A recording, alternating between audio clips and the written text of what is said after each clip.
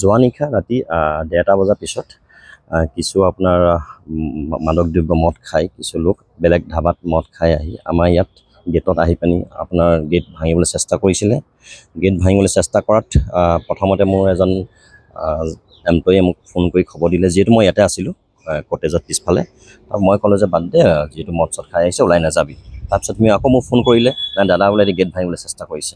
তাৰপিছত মই লগালগ মোৰ মোবাইলৰ পৰা CCTV এক্সেছটো লৈ মই চালোঁ যে সঁচাকৈ মানে বহুতখিনি ল'ৰা বাহিৰত উপদ্ৰৱ আৰু অশ্লীল ভাষা একদম গালি পাৰি আপোনাৰ ভিতৰত সোমাবলৈ চেষ্টা কৰিছে গেট ভাঙি পানি।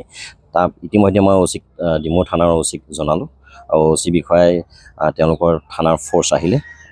কিন্তু সেই অহা যিটো বিবেচনাৰ সময়ত 10-15 মিনিটত তেওঁলোকে বহুত গেটখন ভাঙিবলৈ চেষ্টা কৰিছে আৰু মোৰ ওচৰত এইবিলাক ভিডিঅ' ফুটেজো আছে।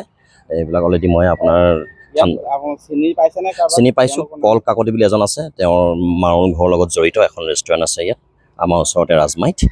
আৰু যিহেতু মোৰখন নামটো জুইহাল ডাইথেনিক কিটচেন, আমাৰ ৰাজমাইতে আছোঁ, আমাৰ এইটো স্থিত। আৰু আমি আপোনাৰ যিহেতু আমি নিজেই কোনো মদ নিবিকোঁ আমাৰ ধাবাত, আমাৰ ৰেষ্টুৰেণ্টত, আমাৰ এখন ফেমিলি ৰেষ্টুৰেণ্ট হয়, মোৰ ইয়াত থকাও সুবিধা আছে। তাৰপিছতো বেলেগ ধাবাত মদ খাই আহি ইয়াত যি আপোনাৰ অসভ্যালি কৰিছে, মই কিছুমান শব্দ আমি আপোনাৰ আগত ক'বও নোৱাৰিম অন কেমেৰা, কিন্তু কিছুমান ভিডিঅ'ত মই দিবলৈ বাধ্য হৈছোঁ এডিট নকৰাকৈ, কাৰণ মই সেইখিনি জনাব লাগিব ৰাইজক। আৰু ইমান মই জনাত তেওঁলোকে চাগে এটা প্ৰি প্লেন এজেণ্ডা, কাৰণ লগত দুজনমান ল'ৰা লৈ আহিছে মদ খুৱাই আৰু মোক কৈছে কি তোৰ এখন জুইশাল জ্বলাই দিম, আদিবাসী ল'ৰাক মদ খুৱাই দিলে তেহেঁতি আহি তোৰ হোটেল জ্বলাই দিব।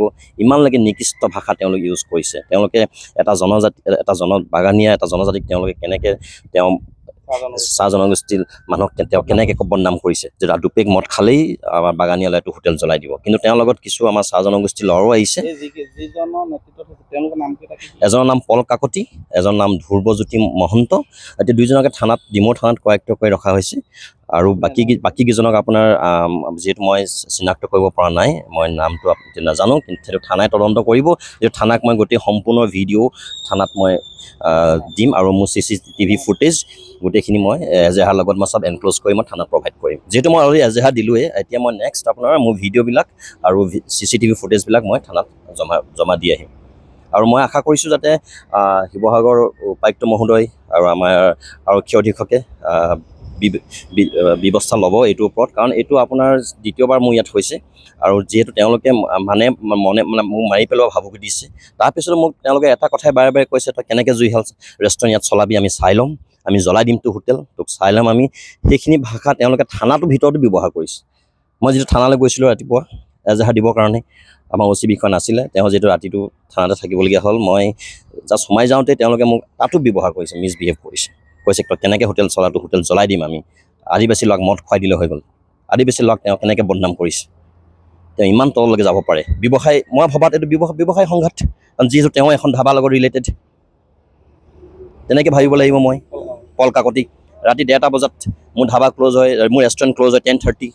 আমি ইয়াত মদ নিবিকোঁ, এখন ফেমিলি ৰেষ্টুৰেণ্ট। তেওঁলোকে বেলেগত মদ খাই আহি মোৰ ইয়াত অপদস্থ কৰিব, আৰু এইটো দ্বিতীয়বাৰ কৰিছে। আগত তেওঁলোক নহয়, কিন্তু লগত চাগে তেওঁলোকো জড়িত আছে, মই তেনেকৈ ভাবিবলৈ বাধ্য হ'ম। আগত যিবিলাকে কৰিছে, এইটো ছেকেণ্ড টাইম হৈছে মোৰ লগত। আগত যিহেতু মই ভাবিছোঁ যে আমি ব্যৱসায় কৰা মানুহ, আমি চবৰ লগতে মিলিজুলি ব্যৱসায় কৰিম, কাৰণে মই থানাত কোনো এজেহাৰ দিয়া নাছিলোঁ। কিন্তু এতিয়া দেখিছোঁ নাই, বহুত বেছি হৈ গৈছে তেওঁলোকে, আৰু ইমান তেওঁলোকে তললৈ নামিব পাৰে বুলি মই ভবাই নাই। মই এতিয়ালৈকে আপোনাৰ ব্যৱসায় কৰি আছোঁ, আমাৰ অসমীয়া ল'ৰাই সংস্থাপন দিছোঁ, প্ৰায় 200ৰ ওপৰত ল'ৰা মই সংস্থাপন দি, মোৰ নাম জিন্তু গগৈ, 200ৰ ওপৰত মই ল'ৰা সংস্থাপন দিছোঁ। তাৰপিছতো আমাৰ অসমীয়া ল'ৰাক, আৰু তেওঁলোকে কৈছে তই লোকেল নহয়, তই কেনেকৈ চাম। মই শিৱসাগৰ ডিষ্ট্ৰিক্টৰ ল'ৰা হয়, মোৰ নাম জিন্তু গগৈ। তাত কিবা প্ৰশ্ন আহিব পাৰে নেকি মই লোকেল নেকি?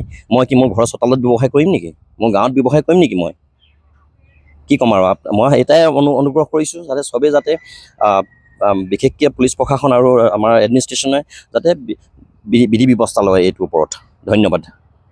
যিকোনো খবৰৰ বাবে যোগাযোগ কৰক 7099017330 লগতে 7099017110 নম্বৰত।